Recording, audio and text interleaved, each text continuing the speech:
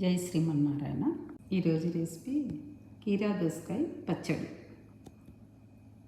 Mixie తీసుకొని అన్ని పచ్చియేనండి. నువ్వులు 3 స్పూన్స్ నువ్వులు, 2 స్పూన్స్ ఆవాలు, పచ్చిమిర్చి. వేపుకోవాల్సిన అవసరం లేదు, అన్నీ పచ్చివే.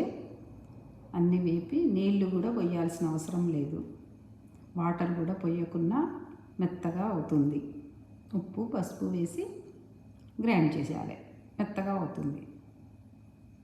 ఇక వేరే ప్యాన్లో తాలింపు గింజలు, ఎండుమిర్చి, ఇంగువ, కరివేపాకు అన్నీ వేసి గోలించుకోవాలి. అది వేపుకోవాలి. వేపుకొని ఈ పేస్టులో కుమరిచ్చేయాలి.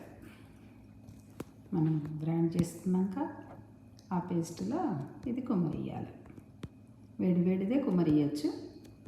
కుమరించుకొని కలపాలి. కీరా దోసకాయని సన్నగా ముక్కలు తరుక్కోవాలి. ఇలా తరుక్కొని అందులో వేసి కలియబెట్టాలి. కలపాలి అన్నీ.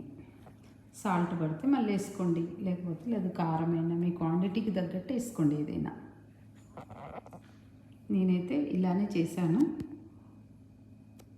చాలా బాగుందండి, చేసుకోండి అందరూ. ఎంత బాగుంది చూడండి, చూస్తుంటేనే నోట్లో నీళ్ళు ఊరుతున్నాయి. అంత బాగుంది. మనం రైస్ మొత్తం ఈ పచ్చడితోనే తినేసేయచ్చు, అంత బాగుంటుంది. చాలా బాగుంటుంది, చేసుకోండి అందరూ.